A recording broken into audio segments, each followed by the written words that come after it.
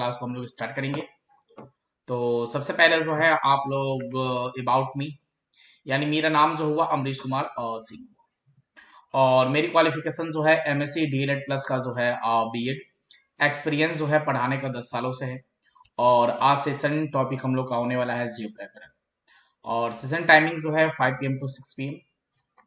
और आज हम लोग क्या करने वाले हैं क्लास में, तो एमसीक्यू जो है पढ़ने वाले हैं, जो बहुत इंपॉर्टेंट है बोर्ड एग्जाम के लिए।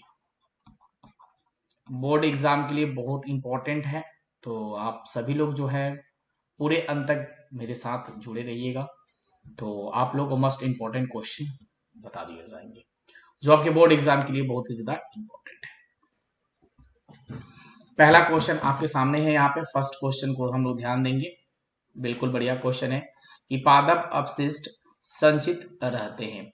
पादप अपशिष्ट संचित रहते हैं कहाँ पे, तो यहाँ दिया गया है ऑप्शन पत्तियों में, ऑप्शन बी दिया गया है कोशिकीय रिक्तिकाओं में, ऑप्शन सी दिया गया है छाल में, और इनमें से सभी।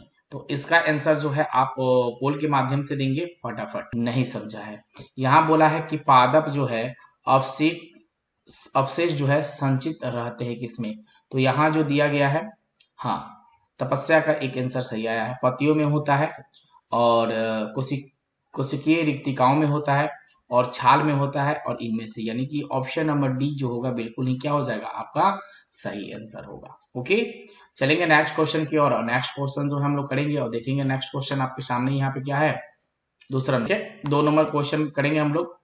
बहुत बढ़िया क्वेश्चन है कि कोशिकीय श्वसन का अवायवीय चरण पूरा होता है किसमें।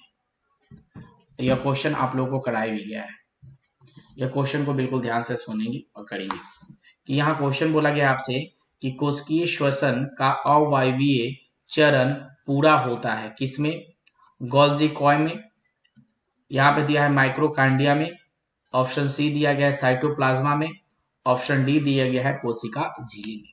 तो आपका आंसर जो है क्या होगा, आप मुझे पोल के माध्यम से आंसर देंगे कि क्या होगा आपका। ठीक है, तो बिल्कुल हो गया कि कोशिकीय श्वसन का अवायवीय चरण पूरा होता है किसमें, तो माइक्रोकांडिया में, यानी कि ऑप्शन नंबर बी आपके सामने मौजूद है।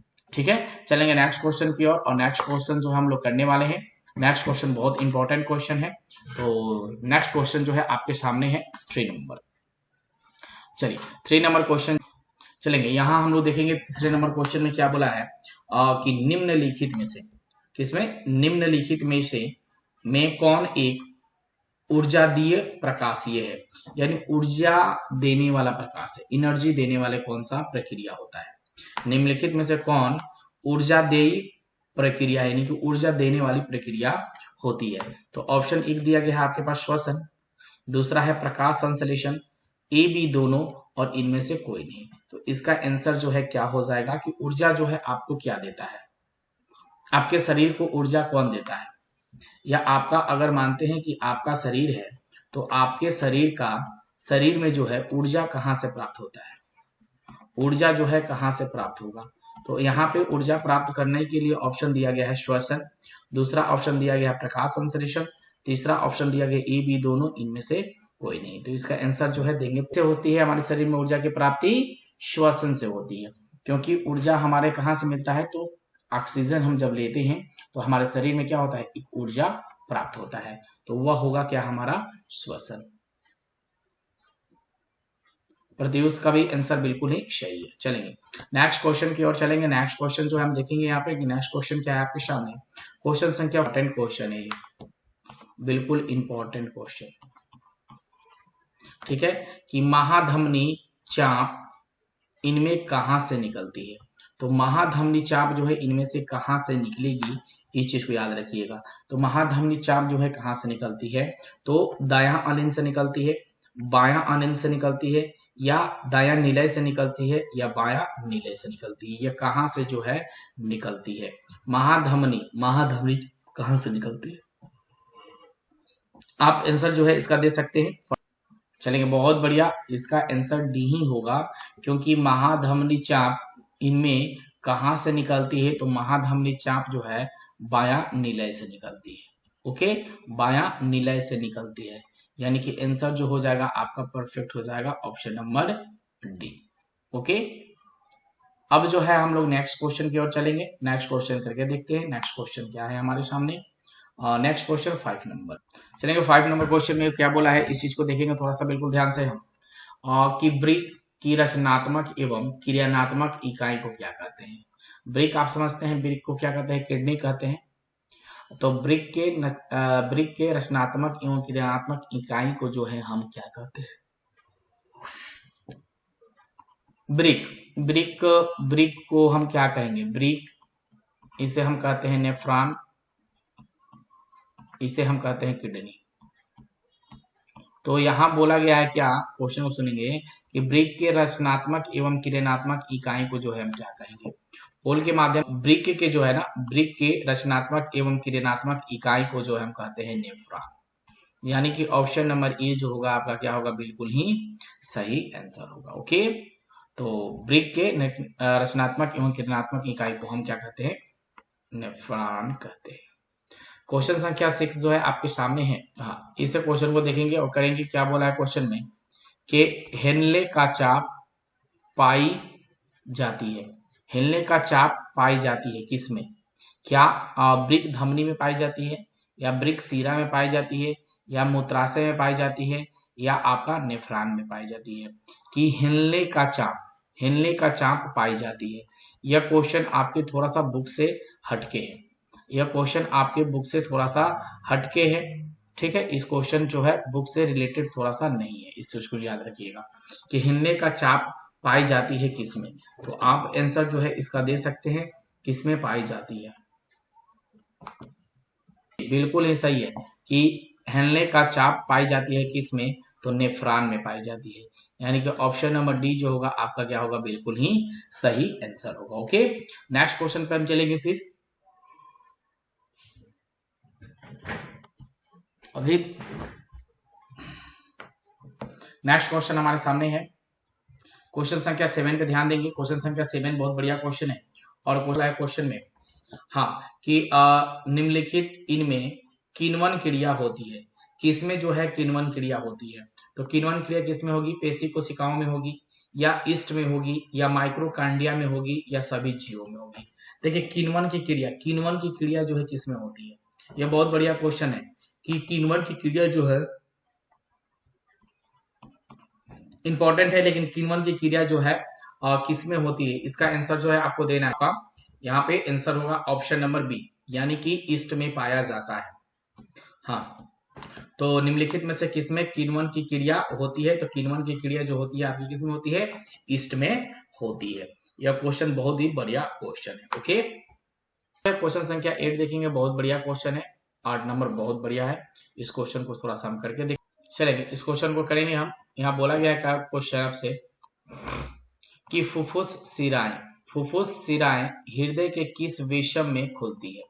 फुफ्फुस सिराएं हृदय के किस वेशम में जो है यह खुलती है। तो किस वेशम में खुलेगी, फुफ्फुस सिराएं हृदय के किस वेशम में खुलती है। तो यहाँ दिया गया है बायां अलिंद में, उसके बाद जो है दायां अलिंद में, उसके बाद जो है दायां अलिंद में, उसके बाद दिया गया है बायां अलिंद में। यह किस भाग में जाके जो है खुलता है। फुफ्फुस की सिराएं किस वेशम में जाके खुलता है, यानी किस भाग में खुलता है। तो दायां अलिंद में खुलता है, या आपके पास दायां निलय में खुलता है, या दायां अलिंद में खुलता है, या बायां निलय में खुलता है। आपके सामने ऑप्शन जो है।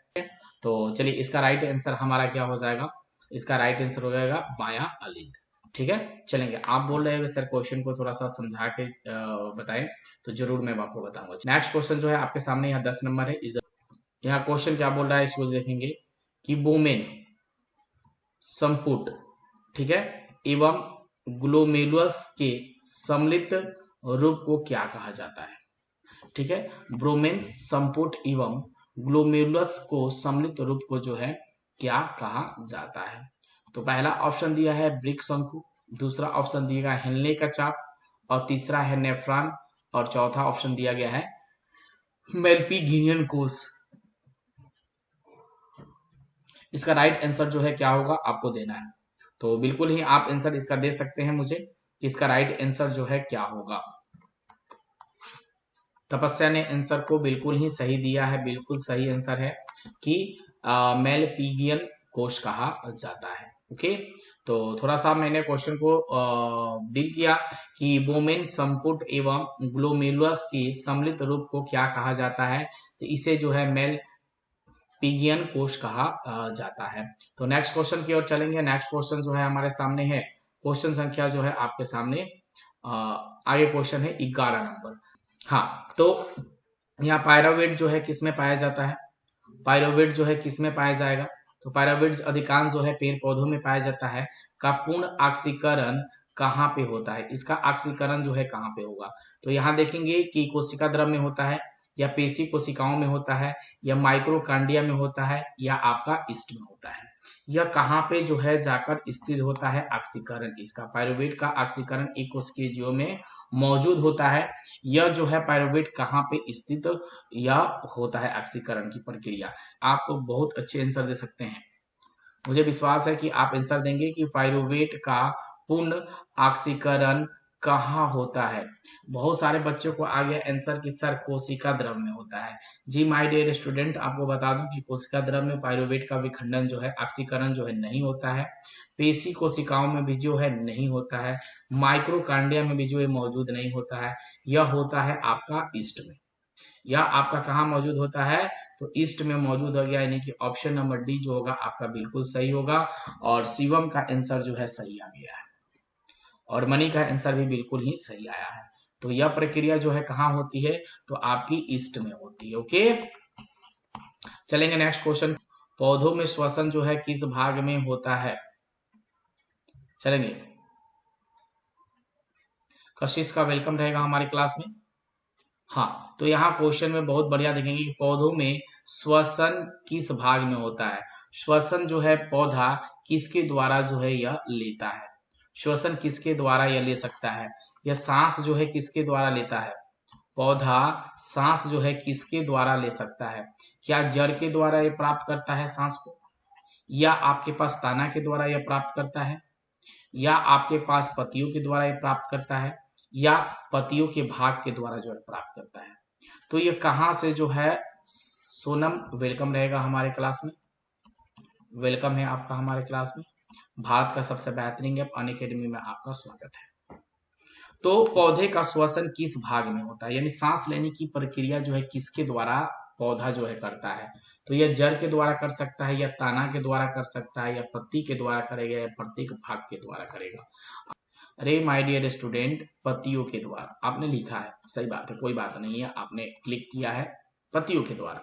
तो यहाँ ध्यान देंगे ना कि पौधे का श्वसन भाग इस जड़ से भी श्वसन की क्रिया करता है, जड़ से भी श्वसन की क्रिया करता है, तना के द्वारा भी श्वसन क्रिया करता है, और पत्ती के द्वारा भी ये श्वसन क्रिया करता है। यानी कि प्रत्येक भाग तो आपके सामने ऑप्शन है ही कि प्रत्येक भाग के द्वारा, तो प्रत्येक भाग के द्वारा जो है पौधा अपना श्वसन क्रिया पूरा करता है। ओके, चलेंगे नेक्स्ट क्वेश्चन पे ध्यान देंगे। क्वेश्चन संख्या 13 जो है क्या बोल रहा है, 13 नंबर क्वेश्चन बहुत बढ़िया क्वेश्चन। क्या बोल रहा है आपसे, हाँ, कि मनुष्य के प्रत्येक ब्रिक नलिकाओं का लगभग संख्या कितनी होती है।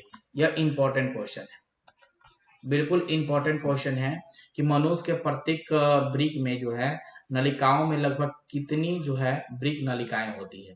ये छोटी छोटी नलिकाएं होती है, ब्रिक जो है आपका हो गया, मान लो सपोज मानो, तो इसमें जो है नलिकाएं होती है ऐसे, इसमें सब नली एक दूसरे से जुड़ी होती है। लगभग कितनी नली जो है जुड़ी हुई आपको देखने को मिलेगी, तो यहाँ दिया गया 4 मिलियन और 2 मिलियन, 1 मिलियन या 8 मिलियन, कितना दिया गया है।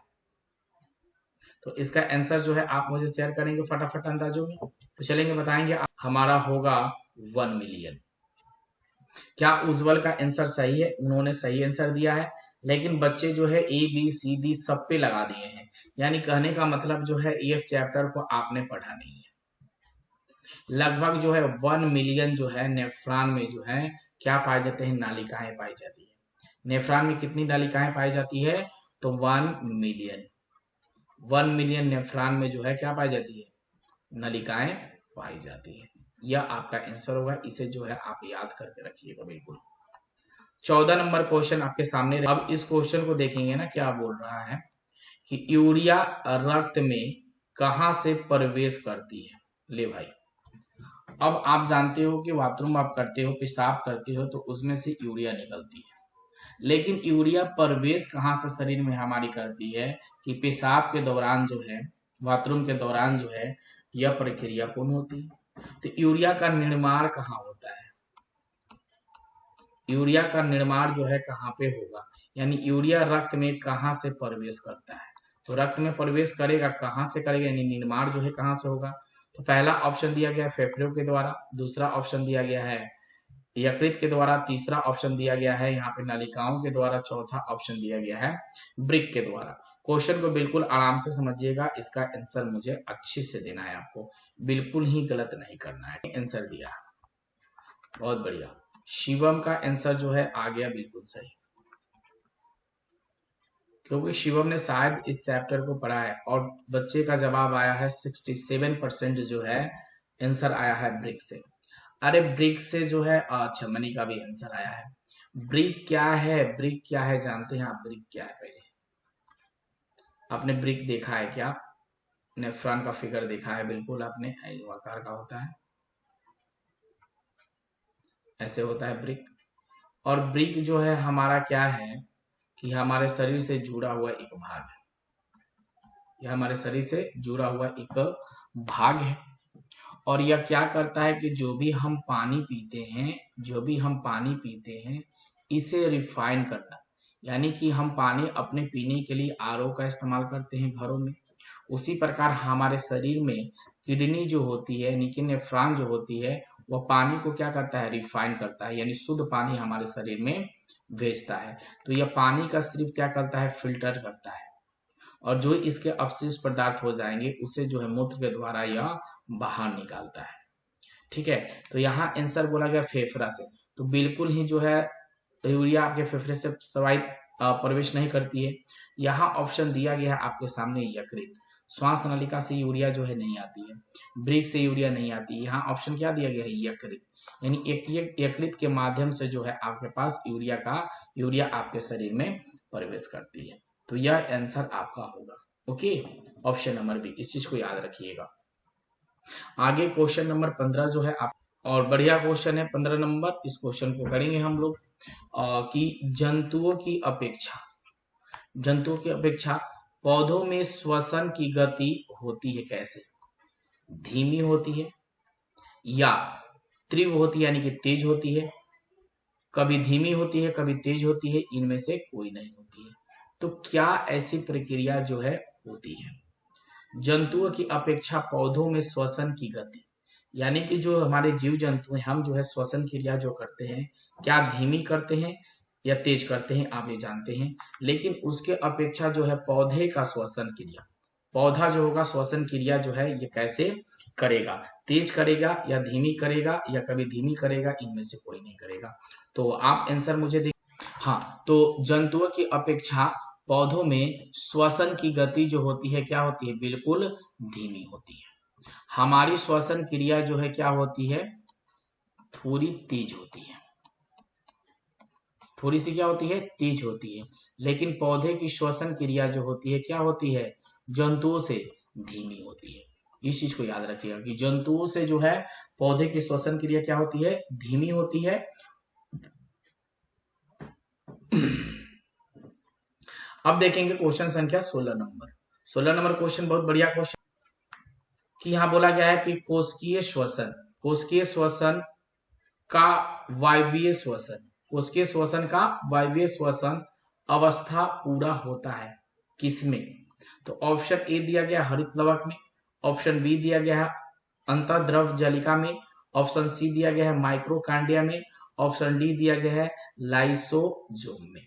किसमें जो है यह प्रक्रिया जो है श्वसन की अवस्था जो है पूर्ण करती है कि कोशिकीय श्वसन का वायवीय श्वसन अवस्था पूरा होता है किसमें? तो आपको आंसर देना, जिन्होंने ऑप्शन नंबर बी पे क्लिक किया है उनका आंसर क्या है? बिल्कुल ही गलत है। हरित लौक पे क्लिक किया है तो बिल्कुल ही गलत है, क्योंकि यहाँ आपके सामने दिया गया है माइक्रोकांडिया, तो माइक्रोकांडिया ही आपका क्या होगा? बिल्कुल ही सही आंसर होगा। ओके, चलिए दिखा देते हैं आप लोगों को। क्या 17 जो है हम देखेंगे, बिल्कुल बढ़िया है कि मूत्र का पीला रंग इनमें अवस्थित कौन से पदार्थ के कारण होता है? बहुत शानदार क्वेश्चन है कि मूत्र का पीला रंग हम अधिकांश जो पेशाब करते हैं तो पीला ही होता है। अच्छा, अभी आप आए हैं, चलिए कोई बात नहीं। मूत्र का पीला रंग इनमें उपस्थित कौन से पदार्थ के कारण जो है यह होता है? तो ऑप्शन ए दिया गया है यूरिया, ऑप्शन बी दिया गया है यूरिक अम्ल, ऑप्शन सी दिया गया है ऑर्थिनिक, ऑप्शन डी दिया गया है यूरोक्रोम। तो इसका आंसर जो है किसके कारण जो है मूत्र का पीला रंग इनमें उपस्थित पदार्थ के कारण होता है। बहुत अच्छा जवाब दे सकते हैं आप कि मूत्र का पीला रंग उपस्थित कौन से पदार्थ के कारण होता है? तो आप याद रखिएगा यूरोक्रोम। यूरोक्रोम के कारण जो है आपका मूत्र का रंग जो है पीला दिखाई देता है। किसके कारण? यूरोक्रोम के कारण। यानी कि ऑप्शन नंबर डी जो होगा बिल्कुल ही आपका क्या होगा? सही आंसर होगा। ठीक है, तो ऑप्शन डी आपको याद रखने होंगे। चलेंगे नेक्स्ट क्वेश्चन की ओर, और नेक्स्ट क्वेश्चन जो हम देखते हैं करके 18 नंबर क्वेश्चन कि टिंडा तथा तिलचट्टा। टिंडा तथा तिलचट्टा आपने देखा होगा, आपके घरों में बहुत परेशान करता होगा। टिंडा भी जो है आपको देखने को मिलता है ज्यादातर कब? बरसात के समय टिंडा आपको दिखाई देता है ज्यादातर। तो टिंडा तथा तिलचट्टा श्वसन निम्नलिखित किसके द्वारा होता है? तो टिंडा एवं तिलचट्टा का श्वसन क्रिया किसके द्वारा होता है? तो आपके सामने ऑप्शन यहाँ दिया गया है ट्रेकिया के द्वारा, ऑप्शन बी दिया गया है गिल्स के द्वारा, ऑप्शन सी दिया गया है फेफड़ा के द्वारा, ऑप्शन डी दिया गया है कोशिका झिल्ली के द्वारा। तो किसके द्वारा जो है यह श्वसन क्रिया करते हैं टिंडा एवं तिलचट्टा? आपने आंसर दिया है शिवम। शिवम का आंसर सही आया है और मनी का आंसर जो है सही आया है, और सभी का आंसर लग रहा है मुझे कि गलती है, क्योंकि 25% बच्चे ने लगा दिया है फेफड़े पे और किसी ने लगा दिया कोशिका झिल्ली में। बच्चों इस क्वेश्चन को समझे आप? तो नहीं, आप बोलिएगा नहीं, क्यों? देखिए टिंडा और चिंटटा, देखिए गिल्स जो है, गिल्स श्वसन क्रिया किसका होता है? तो गिल्स मछली का श्वसन अंग है। गिल्स किसका है? मछली का श्वसन अंग है। फेफड़ा जंतु यानी मानव, मान लीजिए मानव का है। कोशिका झिल्ली द्वारा, तो कोशिका झिल्ली किसी का श्वसन अंग नहीं होता है, यह श्वसन अंग नहीं, यह निर्माण होता है। कोशिका झिल्ली का क्या होता है? हमारे शरीर में निर्माण होता है। यहाँ तो एक ऑप्शन आपके सामने दिख रहा है कि ट्रेकिया के द्वारा, तो ऑप्शन ए जो होगा आपका क्या होगा? बिल्कुल ही राइट आंसर होगा। तो टिंडा एवं तिलचट्टा का श्वसन निम्नलिखित में से किसके द्वारा होता है? तो ट्रेकिया के द्वारा होता है। ओके, चलेंगे नेक्स्ट क्वेश्चन जो है आपके सामने है 19 नंबर क्वेश्चन है कि निम्नलिखित यानी निम्नांकित या निम्नलिखित कुछ भी बोल सकते हैं आप, कौन सीधे वायुकोश या एल्वियोलाई में खुलती है? देखिए बहुत बढ़िया, ये शानदार क्वेश्चन है कि इसमें खुलती है कि निम्नलिखित में सीधे वायुकोश और एल्वियोलाई में खुलती है। एल्वियोलाई में खुलती है, श्वास नली में खुलती है, या श्वसनी में खुलती है, या श्वास निका में खुलती है, या वायु कोशिका में खुलती है। तो आपका आंसर क्या होगा? आंसर दे सकते हैं। होना चाहिए कि आपका जवाब जो है सही आ रहा है, बिल्कुल सही आ रहा है, लेकिन बहुत सारे बच्चे जो हैं लगा दिए हैं ऑप्शन नहीं। 100% आया है जवाब। हाँ जी, बहुत अच्छा, कि वायु कोशिका वाहिनियां में जो है होती है। चलेंगे तो नेक्स्ट क्वेश्चन, तपस्या का भी आंसर जो है आ गया है। चलिए बहुत बढ़िया, चलेंगे आगे। नेक्स्ट क्वेश्चन आपके सामने यहाँ मौजूद है। अब नेक्स्ट क्वेश्चन जो है हम करेंगे। क्वेश्चन दिया गया आपसे कि समांतर ग्लोमेरुलर फिल्ट्रेट में निम्न में से कौन नहीं उपस्थित होता है? ठीक है, ग्लोमेरुलर फिल्ट्रेट निम्न में से कौन उपस्थित नहीं होता है? तो पहला ऑप्शन दिया गया ग्लूकोज, तीसरा ऑप्शन दिया है सोडियम क्लोराइड, चौथा ऑप्शन दिया है इम्यूनो अम्ल, और पांचवा ऑप्शन दिया है एल्बुमिन। तो इसका राइट आंसर जो है क्या हो जाएगा कि सामान्य ग्लोमेरुलर फिल्ट्रेट में निम्न में से कौन सही नहीं है? तो कौन सही नहीं होता है? तो ग्लूकोज होता है, या सोडियम वाइक्लोराइड होता है, या इम्यूनो अम्ल होता है, या एल्बुमिन होता है। तो आंसर जो है पोला, यहाँ ऑप्शन नंबर डी हो जाएगा राइट आपका आंसर। ओके, चलेंगे नेक्स्ट क्वेश्चन की ओर। नेक्स्ट संख्या 21 बढ़िया क्वेश्चन है, 21 नंबर, और इसको उसको देखेंगे कि डायलाइजर में प्रयुक्त सेलोफेन नामक रसायन होती है? किसमें किसमें होती है? डायलाइजर में प्रयुक्त सेलोफेन नामक रचना होती है किसमें? अपरागमय में होती है या अर्ध परागमय में होती है या आंशिक परागमय होती है? इनमें से कोई नहीं होती है। तो किसमें जो होगी, आप जो है आंसर मुझे जी बिल्कुल आंसर हो जाएगा ऑप्शन नंबर आपका सी। ओके, सी आंसर आपका सही आंसर है। ओके, चलेंगे नेक्स्ट क्वेश्चन की ओर। नेक्स्ट क्वेश्चन जो है हमारे सामने है 22 नंबर क्वेश्चन।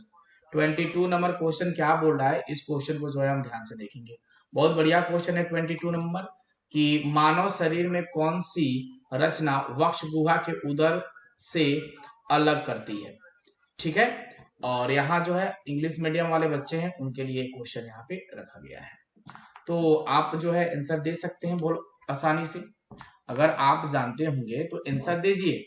यहाँ क्या बोला गया है क्वेश्चन में, आप बिल्कुल ध्यान से सुनिएगा कि मानव शरीर की कौन सी रचना जो है वक्ष गुहा को उदर गुहा से अलग करती है? मानव शरीर की कौन सी रचना वक्ष गुहा के उदर गुहा से अलग करती है? तो ऑप्शन आपके सामने ए दिया गया है डायाफ्राम, ऑप्शन बी दिया गया है पसलिया, ऑप्शन सी दिया गया है फ्यूलर मेम्ब्रेन और डी ऑप्शन दिया गया है पेराइल मेम्ब्रेन। तो इसका राइट आंसर जो है आप मुझे शेयर करेंगे। तो जी इसका राइट आंसर हो जाएगा हमारा ऑप्शन नंबर ए यानी कि डायफ्राम। ठीक है, चलेंगे नेक्स्ट क्वेश्चन की ओर ध्यान देंगे। नेक्स्ट क्वेश्चन जो है हमारे सामने है 20 जो है 3 नंबर क्वेश्चन कि निम्नलिखित कौन मानव श्वसन तंत्र का भाग नहीं है? तो निम्नलिखित कौन मानव श्वसन तंत्र का भाग जो है नहीं है? तो कौन इसका श्वसन तंत्र का भाग नहीं होता है? आपके सामने जो है वो लग गया। नासिक छिद्र, दूसरा ऑप्शन है आपके पास श्वास नली, तीसरा ऑप्शन है गिल्स, चौथा ऑप्शन है आपके सामने रक्त। तो निम्नलिखित कौन मानव श्वसन तंत्र का भाग जो है नहीं है? तो इसका आंसर जो है आप क्या देंगे? तो आपको पोल दे दिया जाता है, पोल के माध्यम से आंसर आप लोगों हाँ तो याद देखेंगे कि निम्नलिखित कौन मानव श्वसन तंत्र का भाग नहीं है? तो मानव श्वसन तंत्र का भाग नहीं है तो देखिए नासिक छिद्र जो है हमारा एक पहला ऑप्शन दिख रहा है नासिक छिद्र। तो यह मानव का श्वसन अंग है, मानव का क्या है? श्वसन तंत्र है, श्वसन तंत्र है। ठीक है, मानव का श्वसन तंत्र है नासिक छिद्र। श्वास नली जो है मानव का श्वसन तंत्र होता है। रक्त जो होता है मानव का श्वसन तंत्र के अंतर्गत आता है। लेकिन यहाँ जो है गिल्स दिया गया है, तो गिल्स किसका होता है? तो मछलियों का श्वसन तंत्र होता है। गिल्स किसका होता है? तो मछलियों का श्वसन तंत्र होता है। ठीक है, तो आपका आंसर क्या हो जाएगा? ऑप्शन नंबर सी हो जाएगा। ओके, चलेंगे नेक्स्ट क्वेश्चन की ओर। नेक्स्ट क्वेश्चन आपके सामने है 24 नंबर क्वेश्चन। और 24 नंबर क्वेश्चन क्या बोल रहा है कि एक डायलिसिस मशीन द्वारा रक्त के शुद्धिकरण की प्रक्रिया क्या कहलाती है? ओके, तो एक जो है डायलिसिस मशीन जो होती है रक्त के शुद्धिकरण की प्रक्रिया क्या कहलाती है? या उसे हम क्या कहते हैं? डायलाइजर कहते हैं, या उसे हम डायलाइसेट कहते हैं, या इसे सोनोफेन कहते हैं, या हीमोडायलिसिस कहते हैं। इसे जो है हम क्या कहते हैं? आपके सामने पोल लगा दिया जाता है। आपने आंसर दिया है उज्जवल और तपस्या, बहुत बढ़िया आंसर दिया है कि उसे जो है हम क्या कहते हैं? हीमोडायलिसिस कहते हैं। जी ऑप्शन नंबर डी जो होगा आपका क्या होगा? बिल्कुल ही सही आंसर होगा कि एक डायलिसिस मशीन द्वारा रक्त के शुद्धिकरण की प्रक्रिया क्या कहलाती है? तो हीमोडायलिसिस कहलाती है। उसके द्वारा जो है ब्रिक खराब होने पे जो है ना, किडनी खराब होने पे डायलिसिस होती है और अशुद्ध रक्त जो है, खराब रक्त जो है बाहर की ओर आती है और शुद्ध रक्त जो है उसे चढ़ा दी जाती है। तो ये डायलिसिस की प्रक्रिया जो है कहलाती है। ओके, चलेंगे जो है 25 नंबर क्वेश्चन पे देखेंगे।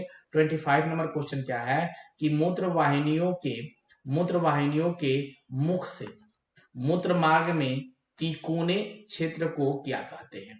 बहुत बढ़िया क्वेश्चन है, बहुत शानदार क्वेश्चन है ये क्वेश्चन। कि मूत्र वाहिनियों के मुख से मूत्र मार्ग के तिकोने क्षेत्र को क्या कहते हैं? तो उसे क्या कहेंगे हम? तो मूत्र वाहिनी की श्रेणी कहेंगे, उसे जो है हम वृक्क शंकु कहेंगे, उसे जो है मूत्राशय या ट्राइगोन कहेंगे, इनमें से कोई नहीं होगा। तो इसका आंसर जो है आप मुझे शेयर करेंगे, इसका आंसर जो है क्या हो जाएगा आपके सामने कि मूत्र वाहिनियों के मुख में मार्ग के त्रिकोण क्षेत्र को क्या कहा जाता है। ठीक है, उसे क्या कहेंगे, मूत्राशय का ट्राइगोन कहेंगे। बहुत शानदार क्वेश्चन था, बहुत शानदार आपने आंसर दिया। तो यहाँ आंसर हो जाएगा ऑप्शन नंबर सी कि मूत्र वाहिनी के मुख से मार्ग के त्रिकोण को क्या कहा जाता है, तो मूत्राशय या ट्राइगोन कहा जाता है। चलेंगे नेक्स्ट क्वेश्चन जो है हमारे सामने है। यहाँ क्वेश्चन दिया है कि वाष्पोत्सर्जन एक क्या है। वाष्पोत्सर्जन क्या, वाष्पोत्सर्जन एक क्या शारीरिक क्रिया या भौतिक क्रिया या रासायनिक क्रिया या पारिस्थितिक क्रिया, क्या ये कौन सी क्रिया होती है, वाष्पोत्सर्जन कौन सी क्रिया। जी, रासायनिक क्रिया पे आप लोग आंसर दे रहे हैं, ऑप्शन से भी नहीं। एक यहाँ ध्यान देंगे कि वाष्पोत्सर्जन एक क्या है, भौतिक क्रिया है, रासायनिक क्रिया नहीं है, भौतिक क्रिया है। वाष्पोत्सर्जन क्या है, एक भौतिक क्रिया है। ओके, आप क्वेश्चन को याद रखिए, भौतिक क्रिया होती है। वाष्पोत्सर्जन क्या होगी, एक भौतिक क्रिया होगी। और आप सभी लोग जो है 6-15 में आइएगा और एमसीक्यू जो है हम लोग करेंगे। ठीक है, हाँ। तो वाष्पोत्सर्जन एक क्या है, एक भौतिक क्रिया है, यानी कि ऑप्शन नंबर बी जो होगा आपका राइट आंसर होगा। चलेंगे आगे 28 नंबर क्वेश्चन देखेंगे कि उस श्रेणी की जंतुओं के परिवहन तंत्र का मुख्य अवयव क्या है। उस श्रेणी के जंतुओं में, यानी कि उस श्रेणी के जंतु जो भी होंगे उनमें परिवहन तंत्र का मुख्य अवयव जो है क्या होता है। तो मुख्य अवयव जो है आपका क्या होगा, आपको आंसर देना है। तो उसमें क्या होता है, रक्त होता है, उसके बाद हृदय, रक्त वाहिनी, इनमें से सभी। तो उस श्रेणी की जंतुओं के परिवहन तंत्र के मुख्य अवयव क्या होंगे। आप बोल के जल्दी से इसका आंसर शेयर करेंगे मुझे कि सामान्य उत्सर्जन एक जल संतुलन की क्रिया संपादित करती है, किसमें, अलग अलग में, साथ साथ में, कभी कभी अलग अलग, इनमें सब। इसका राइट आंसर क्या हो जाएगा, ऑप्शन नंबर बी। चलेंगे जो है 30 नंबर कि प्रोटीन तथा इम्यूनो अम्ल का विखंडन के फलस्वरूप निर्माण होता है, किसका निर्माण होता है। तो यहाँ बोला है सिर्फ अमीनो अम्ल, सिर्फ यूरिया, सिर्फ यूरिक अम्ल, इनमें से